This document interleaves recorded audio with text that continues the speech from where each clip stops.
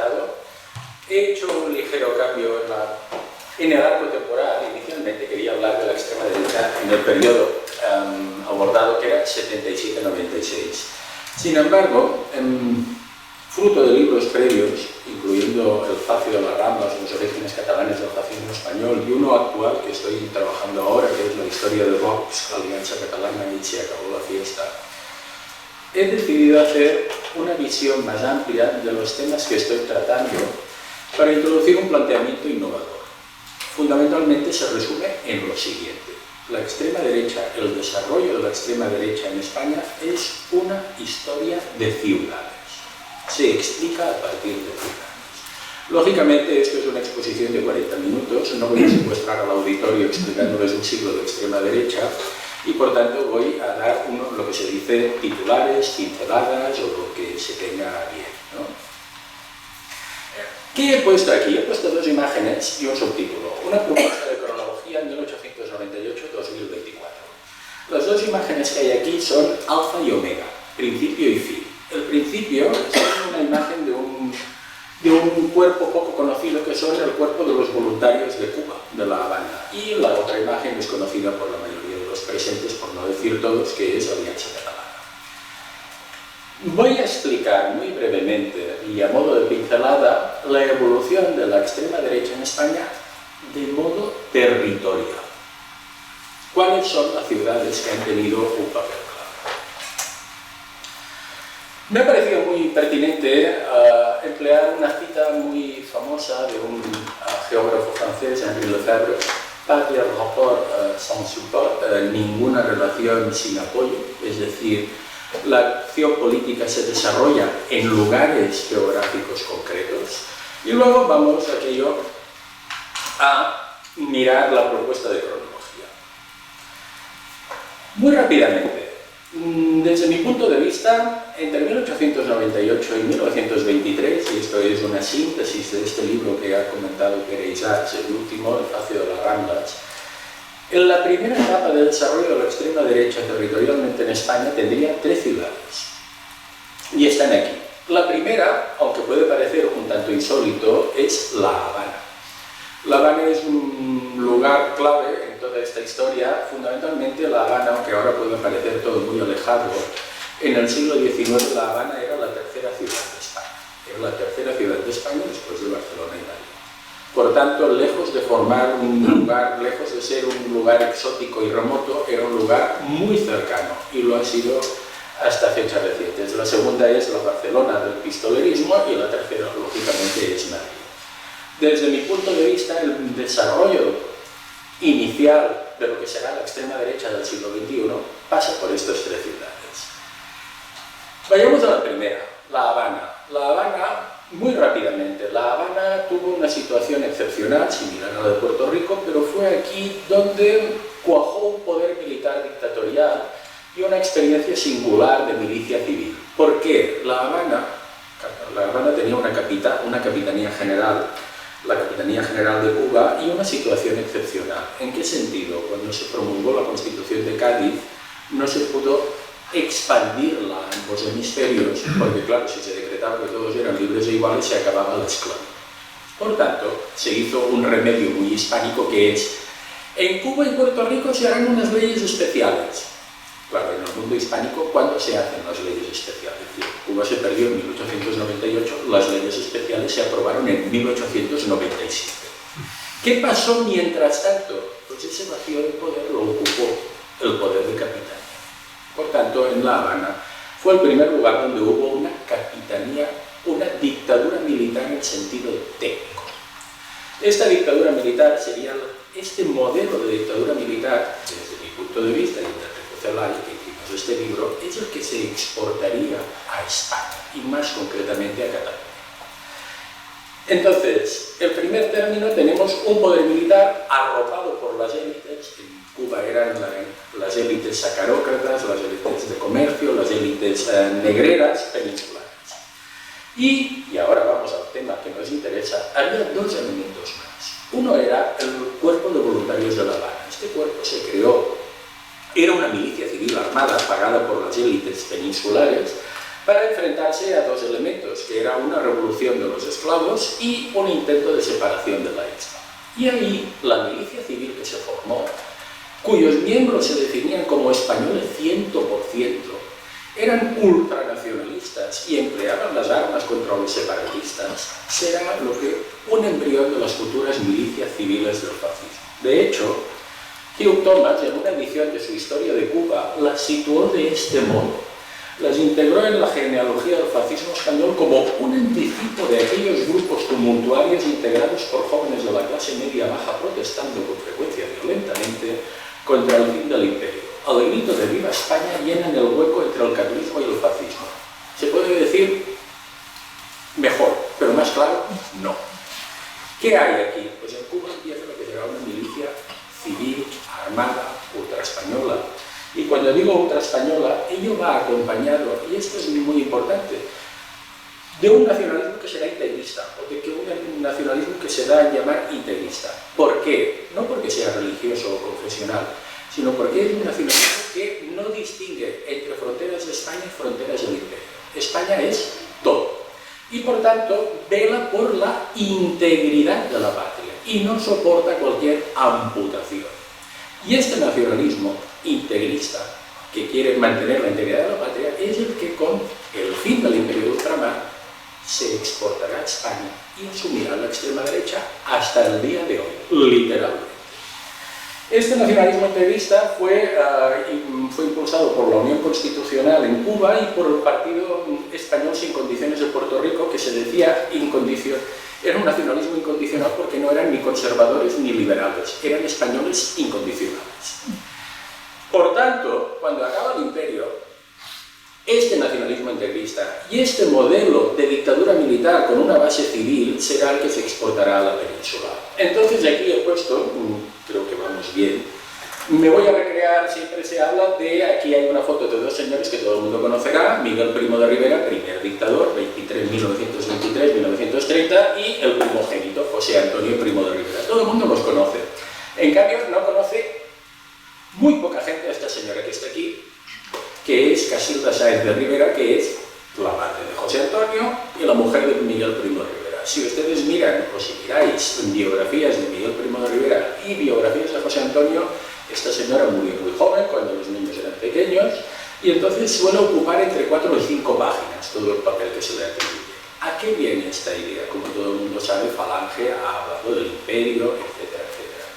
Bien, pues Casilda Sáenz de Heredia era descendiente de una familia peninsular que había hecho fortuna en Cuba y era del partido ultraespañol y había defendido Cuba, aquello, como se dice, de manera, en catalán es aferrisada, de manera aquello a machamartillo.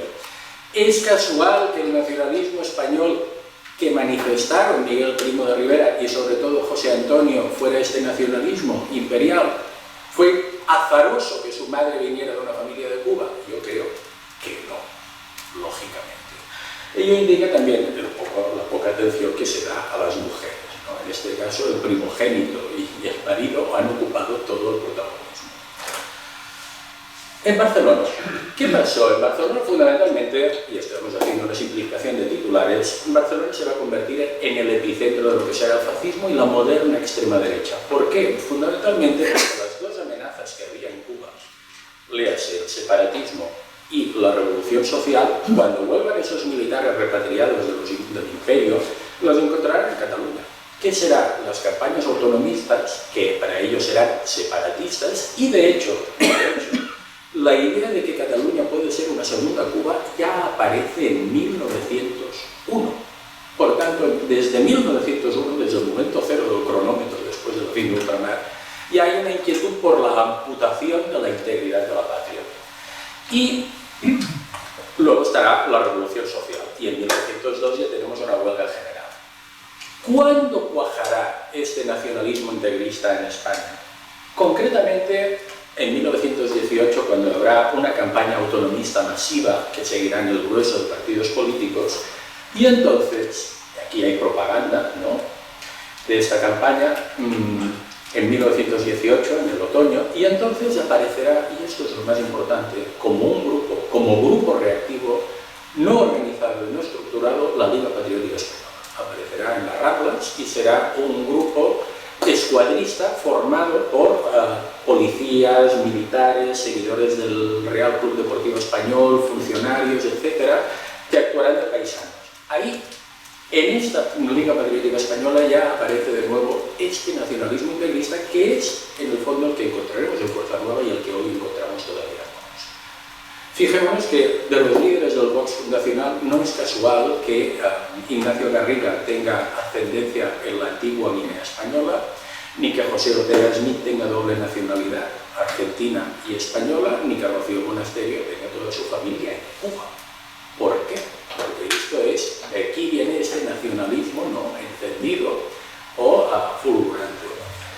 En Barcelona será donde se darán los fenómenos más interesantes de extremismo radical, a diferencia de Madrid, y hay un hecho muy importante. ¿Por qué ocurre esto en Barcelona y no en Madrid? Porque por única vez en la historia, en el primer tercio del siglo, Barcelona superará a Madrid en habitantes.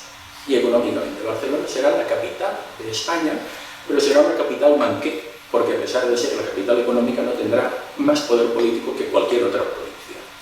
Y en Barcelona es donde aparecerá la Liga Patriótica Española, donde aparecerá el Sindicato Libre, que es el que desarrollará un escuadrismo de pistoleros y encarnará un primer fascismo. Y paralelamente en Madrid habrá también un conato de primer fascismo en el finales del año 22, y habrá sectores del maurismo, un movimiento radical vinculado a Antonio Maura, que no lideraba el político, y habrá un intento de adaptar el mussolinismo. Se aparecerá un único número de una revista que se llamaba La Camisa Negra, que era un semanario gráfico sin fotografías, una cosa inaudita. Y además se apoyará, intentará dar un golpe de Estado amparándose en la Legión, que para algunos historiadores ha sido un fascismo camuflado en el ejército. Por tanto, ¿dónde hay un fenómeno más renovador de la extrema derecha? En Barcelona. ¿Dónde hay un fenómeno menos renovador y más vinculado a la alta política, de dar un golpe y cambiarlo todo? En Madrid. Finalmente, en Barcelona todavía aparecerá un nuevo grupo, La Traza. Se llamaba La Traza porque quería cambiar el trazado de España. Iban ya uniformados, iban ya con camisa azul y corbata, hacían el saludo romano, pero nadie los ha puesto en la historia de en la genealogía del fascismo español, inexplicablemente desde mi punto de vista. Y esto es lo más interesante. Primo anunció este grupo formado por oficiales, estudiantes, que se llamaba La Traza, que formó un recibimiento de 200 personas brazo en alto cuando llegó Primo de Rivera, habiendo dado el golpe con el rey en el puerto de Barcelona. Primo, cuando dio su golpe de Estado, anunció que daría la organización de una gran milicia, recordemos el impacto de los voluntarios de Cuba, a La Traza. Dijo que La Traza controlaría el gran sometén nacional. Sin embargo, cuando Primo, y entramos en otra dinámica, cuando Primo dio el golpe de Estado, ni Madrid ni Barcelona tuvieron protagonismo en la extrema derecha. El polo de desarrollo de la extrema derecha se trasladó a Valladolid. Valladolid fue donde nació la Unión Patriótica, el partido oficial único del régimen, y además inicialmente se llamaba Unión Patriótica de Castilla. Por consiguiente, en el primer tercio del siglo, las tres ciudades que hubo en juego fueron La Habana, Barcelona, Madrid, y luego tomó el relevo Valladolid a La Habana. Durante la Segunda República, ¿qué ocurrió? El predominio del centro. Muy rápidamente, supongo que todo el mundo conoce estas imágenes: José Antonio Primo de Rivera, fundador de la Falange; Ramiro Ledesma, el creador del semanario La Conquista del Estado; y Onésimo Redondo, el creador de las juntas de actuación hispánica en Valladolid. Fundamentalmente, el centro se desplaza, el centro de lo que será la extrema derecha se desplaza hacia Madrid y hacia Valladolid, con un añadido de que Ramiro Ledesma es zamorano, también es un reflejo de esta España.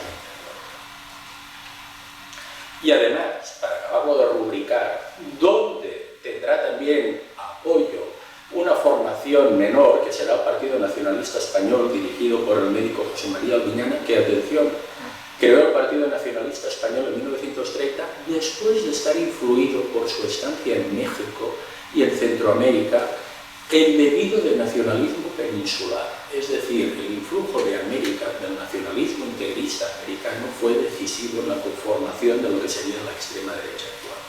Pues bien, el Partido Nacionalista Español tuvo su baluarte en Burgos. Por tanto, la extrema derecha de los años republicanos pasa por Madrid, por Valladolid y por Burgos. ¿Qué hay en Barcelona? Nada relevante. Aquí he puesto un símbolo que es el emblema de la Peña Deportiva Ibérica. La Peña Deportiva Ibérica, luego la Peña Ibérica, más conocida como los Ibéricos, para los que no siguen este tema, fue una peña de seguidores del Real Club Deportivo Español, pero de signo político. La formaban todos los miembros de la extrema derecha. Y era una pasarela que los unía, es decir, había falangistas, albiñanistas, etc., y convergían allí. Pues bien, esta será una de las instituciones más relevantes durante la Segunda República. Por consiguiente, en los años republicanos y en la Guerra Civil, todo el peso urbano de la extrema derecha estará en el centro, en Madrid y luego, si se quiere, en Valladolid, y muy menor en Burgos. Y finalmente llegamos al franquismo tardío. ¿Por qué no hay todo franquismo? Bueno, esto es interesante. Muy rápidamente, para no perdernos y mantener el ritmo de la exposición, el franquismo lo que hará es asumir el discurso de la extrema derecha de los años 30 y lo asumirá como discurso oficial y lo uniformizará y lo modulará y emitirá desde Madrid, desde el centro del Estado. Por consiguiente, más allá de lo que aparezca en temas menores, de disidencias locales, etcétera, etcétera, fundamentalmente no habrá una ciudad que destaque más que otra, más allá de lo que pasó en la Guerra Civil con Salamanca, Burgos, Valladolid. Y entonces, ¿cuándo cambiará esta situación? Fundamentalmente con el franquismo tardío. Con el franquismo tardío volverán a reaparecer dos polos urbanos, Barcelona y Madrid, y atención, ahora el tercer polo de discordia será Valencia. Cuando llegamos a 1975, la ultraderecha conservó el discurso de los años 30, aquello la anti-España, la exaltación de la guerra civil como cruzada, la hispanidad. Aquí hay la propaganda de la revista Fuerza Nueva, su primer número, ni se pisa ni se rompe, una hoja de calendario del 18 de julio, y más literal no se puede decir, con las mismas banderas, literalmente, las mismas banderas de 1975 que las de 1930. Por consiguiente, había un discurso que continuaba. Dicho esto, ¿qué es lo que cambió entonces para que volvieran a emerger tres ciudades?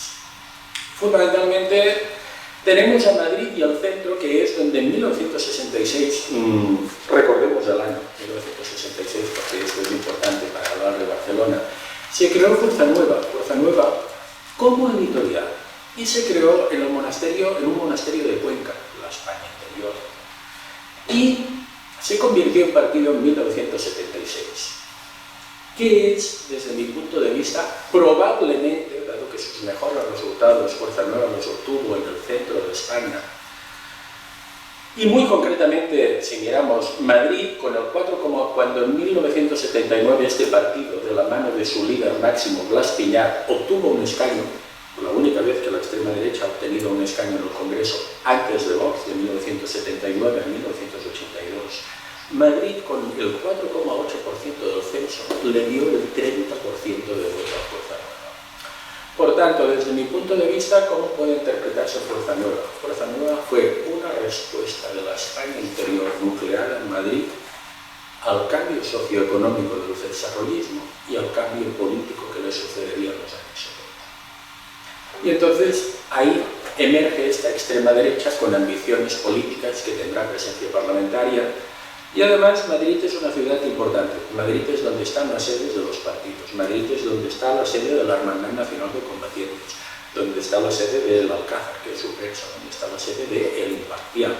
Madrid, por decirlo de alguna manera, es el corazón de una extrema derecha vigorosa que se reconoce en la calle. Frente a Madrid aparece Barcelona.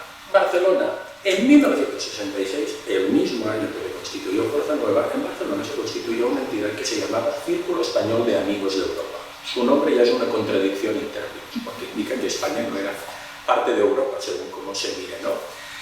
¿Por qué lo he puesto? Porque CEDADE era un grupo neonazi que nació en Cataluña, pero ya tenía un vago sentido de particularismo. Y aquí he puesto unos carteles de CEDADE. Uno es: rechacemos el hoz y el martillo de nuestra señora, de nuestra bandera, una propaganda catalanista basada en la Renaixença, lógicamente tomada de moldes del nazismo, ¿no?, que hablaba de una nueva Renaixença, pero lo más interesante es que hacía propaganda en catalán. E incluso entre 1978 y 1980 impulsó un fantasmagórico Partido Nacional Socialista Catalán. ¿Qué quiero decir con esto? Que había una extrema derecha distinta. ¿En qué era distinta? Era distinta en dos sentidos muy rápidamente. Primero, en Madrid se podía sentir fuerte la gente que se identificaba con la extrema derecha. ¿Por qué? Porque tenían fuerza en las calles, tenían presencia en las calles, había grandes concentraciones el 20N, día de la muerte de Franco, tenían instituciones, tenían prensa, etc. ¿Qué pasaba en Madrid? ¿Qué pasaba en Barcelona? Lo contrario. En Barcelona, un 11 de septiembre, hablar contra el separatismo no era gratuito, era hablar de calles llenas de gente. Entonces, esta extrema derecha, que se sabía minoritaria, que sabía que no tendría un escaño, ¿en qué se distinguió de la extrema derecha madrileña? Fundamentalmente en su capacidad de innovación económica. Fue una extrema derecha importadora. ¿Importadora de qué? Pues de los flujos de ideas, consignas, publicaciones, grupos que llegaban desde Francia y desde Italia. Aquí tendremos el Frente Nacional de la Juventud, tendremos FEDADE, tendremos una serie de grupos dispuestos a hacer algo distinto y homogeneizarle con lo que será la Europa mediterránea. De hecho, aquí en Barcelona es cuando hay los primeros intentos de importar la Nouvelle Droite, la nueva derecha francesa. Y aparecerá finalmente un tercer polo en Valencia, muy rápidamente. El franquismo impulsó un desarrollo de la fachada litoral y sobre todo de Cataluña. Este desarrollo, lógicamente, podía hacer bascular la fuerza económica hacia el litoral. Y en este sentido, la extrema derecha reflejó estas tendencias de un modo más profundo y más minoritario. ¿Por qué? Porque en Valencia se configuró una extrema derecha. ¿De qué tipo? Una extrema derecha escuadrista, activista, dispuesta a la acción directa y que además tendrá pasarelas con el llamado blaverismo. Para los que nos están escuchando y no conocen, el blaverismo es un regionalismo populista anticatalán que considera que el valenciano es una lengua distinta del catalán, contra el criterio de la Real Academia de la Lengua, nada suspecta de independentista. Y a partir de aquí, el blaverismo y la extrema derecha valenciana se caracterizará por ser una extrema derecha agresiva, escuadrista, y cuyo gran rol será actuar como dique de contención de lo que ellos llaman la expansión imperialista catalana. Entonces, ¿qué tendremos? Resumiendo, una extrema derecha que juega a la alta política en Madrid, poco innovadora, porque tiende a recuperar viejos discursos. Por ejemplo, Blas Piñar disolverá en 1982 Fuerza Nueva y la refundará en 1986 como Frente Nacional. Se llamará como el partido de Le Pen, pero no tendrá nada que ver con el partido de Le Pen, en el sentido de que la ideología será prácticamente la misma de Fuerza Nueva. Barcelona será un polo innovador, dinámico, muy en contacto con todo lo que está ocurriendo en Europa, que irradiará sus dinámicas y en Madrid no encontrará eco. Y finalmente en Valencia se configurará una extrema derecha escuadrista y rompedora, y allí es donde posiblemente surgió un término que haría fama durante la transición, que era el de incontrolados. Al parecer, un grupo de activistas violentos valencianos de extrema derecha hizo una pintada que se reivindicó como Comando Patriótico Incontrolado Cazarrojos o algo así. Y de ahí apareció esta idea. Desde mi punto de vista, un ensayista que se llama Juan Carlos Castillón me resumió muy bien, de modo caricaturesco pero efectivo, cuáles eran la diferencia entre estas tres extremas derechas. Lo primero que hace un grupo de ultraderecha que se organiza en Barcelona es crear una revista. En Madrid diseña un uniforme y en Valencia abre un gimnasio. Tiene sentido del humor. En esencia capturó, ¿no?, lo que había de distinto en cada una de estas ciudades. Y bueno, cerramos aquí y vamos hasta hoy. Como podemos ver, no voy a excederme en el tiempo, ya estamos en el presente. ¿Qué ha ocurrido? Aquí he puesto tres imágenes y aparentemente empezamos con un partido de ámbito municipalista catalán, que fue la Plataforma per Catalunya. No sé si todo el mundo lo conoce, fue un partido que empezó su expansión en la Cataluña interior, en Vic, en Barcelona provincia, pero en su capital, en una capital comarcal dinámica. y consiguió concejales en 2003 en 4 ciudades, en Vic, en el Vendrell, en Cervera y otra ciudad cerca de Vic que se llama Manlleu. La segunda es Vox, que es la siguiente formación con presencia institucional territorial que emergió después de la plataforma, y finalmente está Alianza Catalana. ¿Qué tienen que ver estas formaciones en términos territoriales? Bueno, va bien crear una cierta intriga para así mantener la atención de la audiencia. La Plataforma per Catalunya se ha considerado tradicionalmente un fenómeno menor. Yo discrepo profundamente. La Plataforma per Catalunya es un fenómeno determinante en buena medida de lo que será la extrema derecha española. ¿Por qué? Porque rompió el aislamiento que tenía institucionalmente desde 1982, fijémonos que han pasado 21 años desde la disolución de Fuerza Nueva, desde que Fuerza Nueva perdió su escaño, y entonces empezará a tener presencia territorial en distintas comarcas. De hecho, Plataforma per Catalunya articulará un partido autonómico desde los municipios. Llegará a tener 67 ediles, llegará a tener 2 ediles en L'Hospitalet, tercera ciudad de Cataluña, con 250.000 habitantes, y llegará a tener cerca de 70.000 votos en las elecciones al Parlamento catalán, creo recordar, no sé si son de 2010 o de 2012. Estuvo relativamente cerca de obtener diputados. ¿Qué pasó con Plataforma per Catalunya? En el 2014 tuvo 2 grandes problemas. Uno fue una lucha interna, por la cual su fundador, que es este señor que aparece a la izquierda, que se llama Josep Anglada, fue expulsado por la dirección del partido. Y la segunda fue el proceso soberanista, el proceso independentista. ¿Por qué fue importante el proceso independentista y por qué fue importante la expulsión de Anglada? Bueno, el partido era un partido de hiperliderazgo, había surgido en torno a Anglada, que lo había edificado en Vic, tenía su base logística en Vic, una base local, y a la vez había conseguido irradiar al conjunto de España, al conjunto de Cataluña e incluso de España. Se creó la Plataforma por Madrid, la Plataforma por la Comunidad Valenciana, creo que es la Plataforma por Castilla y León, fracasó e intentó 2 veces más expandirse. Una de ellas fue creando el Partido por la Libertad. Ahora bien, cuando se expulsó a su líder, entró en crisis. Segunda, ¿por qué fue importante el proceso separatista? Ello está vinculado a la ideología y al ideario que difundió Plataforma per Catalunya. Plataforma per Catalunya fue muy importante porque no se reclamó de ninguna genealogía histórica. No se presentó como heredera de ninguna tradición. Es más, se presentó como heredera del catalanismo de Torres y Bages, de Rovira y Virgili, etcétera, etcétera. Utilizó el catalán en sus actos públicos, utilizó la señera, se manifestó autonomista, partidario de TV3, etc. Por primera vez la extrema derecha en Cataluña utilizaba el catalán de una manera, entre comillas, normalizada. Y sobre todo lo que hizo Plataforma por Catalunya fue difundir las claves esenciales de lo que es el discurso actual de la extrema derecha, fundamentado sobre todo en su discurso anti-islámico. Y llegamos al tema esencial, incluso también difundió antes que Pablo Iglesias el tema de actuar contra la casta. Es decir, aquí hay un sustrato innovador, rompedor, y sobre todo lo que hizo Plataforma per Catalunya fue crear un tercer eje en la política catalana. La política catalana tiene 2 ejes, uno es identitario, Cataluña-España, otro es derecha-izquierda. Pues bien, Plataforma per Catalunya, con su lema que hay aquí, primer als de casa, creó un tercer eje invisible y que fue decisivo para su expansión. El eje autóctonos foráneos. ¿Por qué fue decisivo para su expansión?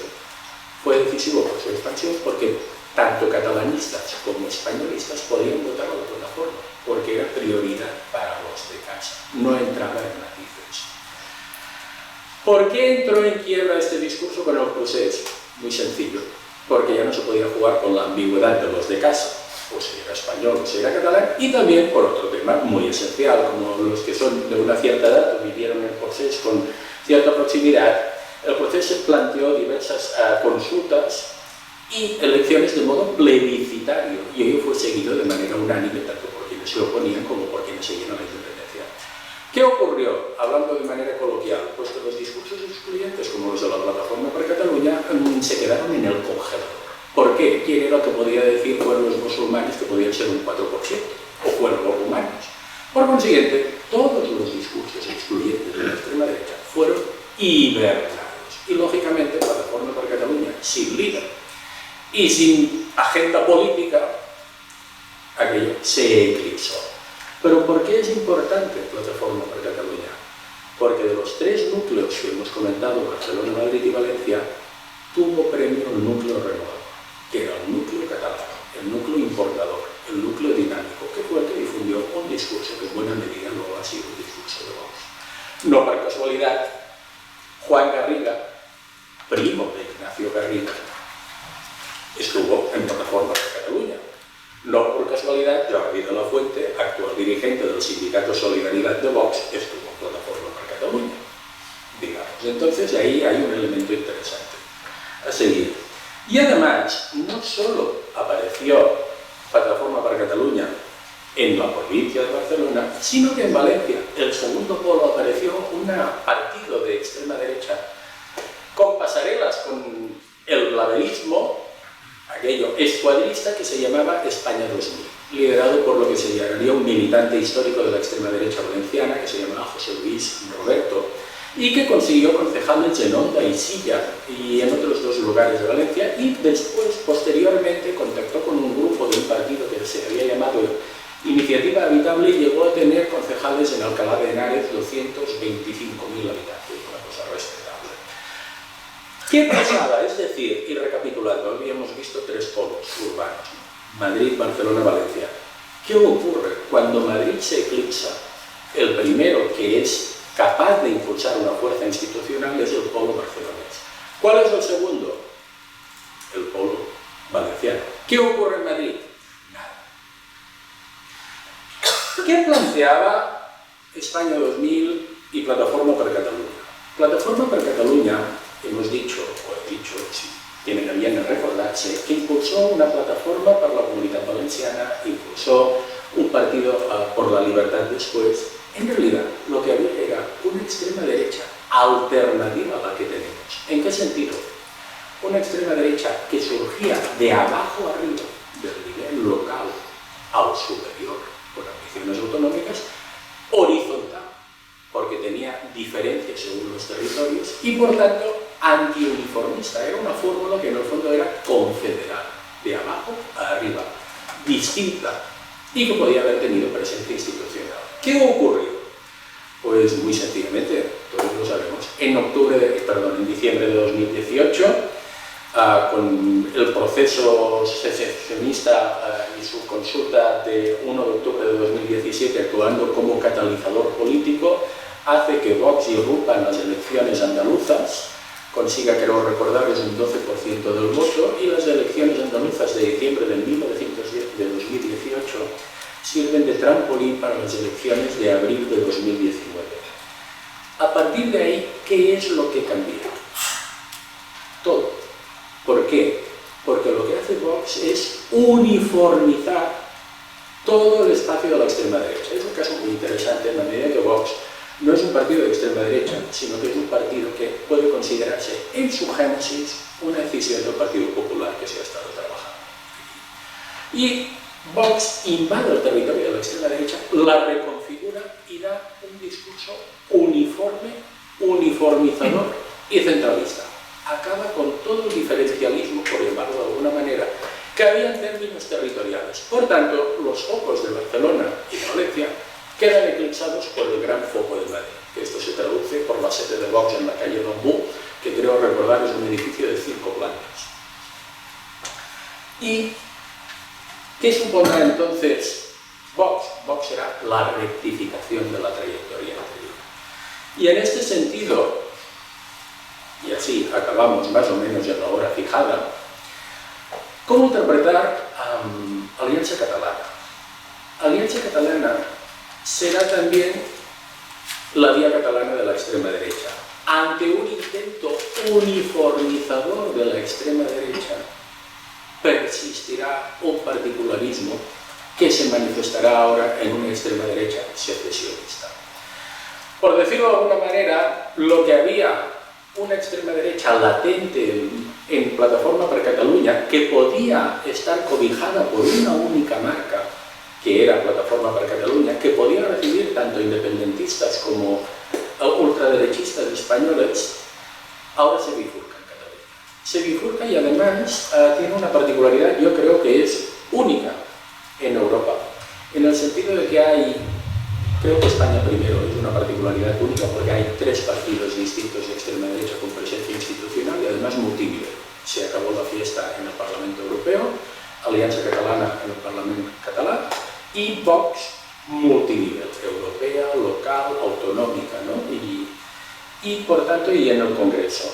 Por consiguiente, creo que es una experiencia única y además, en el caso de Cataluña, singular, porque por ejemplo en Bélgica ha existido una extrema derecha dual, flamenca y valona, pero tiene bases territoriales distintas a Bruselas. La extrema derecha francófona está en Valonia y la flamenca está en Flandes. Aquí no, aquí coexisten en el mismo territorio y además son asimétricas, es decir, hay un discurso, los 2 partidos son fruto del proceso secesionista como catalizador. Vox surge de una reacción que se considera demasiado blanda por parte del Partido Popular en el gobierno de Mariano Rajoy. Alianza Catalana surge como reacción ante un secesionismo que se considera blando, desde el de Junts, Esquerra, la CUP, que no ha sido capaz de llevar el mandato, afirman del 1 de octubre de 2017 sus últimas consecuencias. Su discurso es transversal, hay diferencias, el Partido de Alianza Catalana es similar a los escandinavos en cuestiones como el tema LGTB, por ejemplo, ¿no? En la defensa de la homosexualidad. De hecho, dirigentes de Alianza Catalana son homosexuales. Y Vox es más conservador. Pero lo más interesante, y con esto ponemos fin a esta exposición y recapitulamos brevemente, es, bueno, a título interesante es que tanto Vox como Alianza Catalana empezaron con el mismo lema, Salvem Catalunya, que dice mucho de los parecidos entre los 2 partidos, ¿no? Pero lo más interesante, para no entretenernos, es este mapa, este bonito trencadís que diríamos en Cataluña. Este mapa presenta en verde el voto de Vox, el voto mayoritario de Vox, y en azul el voto mayoritario de Alianza Catalana. ¿Qué vemos aquí, simplificando? Pues vemos que esta extrema derecha dual tiene una territorialización también muy clara. ¿Cómo es esta territorialización? Alianza Catalana es fuerte en las 2 provincias de la Cataluña interior, Girona y Lleida, donde, atención, llega a ser 4ª y 5ª fuerza en voto y supera a Vox. ¿Dónde es fuerte Vox? En el litoral urbano, Tarragona y Barcelona, las zonas metropolitanas de Cataluña, donde es la fuerza en 5ª fuerza, creo, y supera a Alianza Catalana. Por tanto, recapitulando, lo que tenemos ahora es en Cataluña una situación singular de una extrema derecha dual territorializada, con un discurso compartido y que puede presentar una evolución singular. A modo de conclusión, fundamentalmente, y con esto acabo, estando en el tiempo, a lo largo de los siglos XX y XXI la ultraderecha ha tenido diferentes polos urbanos. Generalmente ha habido 2 que han persistido en el tiempo, que han sido Barcelona y Madrid, y luego ha habido terceras ciudades que han sido protagonistas: La Habana, Valladolid y Valencia. Y además, cada polo urbano ha creado una extrema derecha propia, es decir, no hay una extrema derecha española, hay extremas derechas españolas, que esto es un tema importante, y además con ámbito local, regional, estatal. Y cuando pareció que Vox lograba cambiar estas dinámicas y establecer un monopolio, por decirlo de alguna manera, de este sector político en términos institucionales y de las urnas, en realidad la emergencia de Alianza Catalana ha venido a demostrar que persisten las pautas de fuerte arraigo territorial. Y cabe plantearse si incluso la fuerza que tiene Vox en Murcia y en el litoral valenciano no responde a la capacidad de movilización y dinamismo de la extrema derecha valenciana que ha mostrado desde los años 60 del tardofranquismo. Y con esto acabamos este recorrido.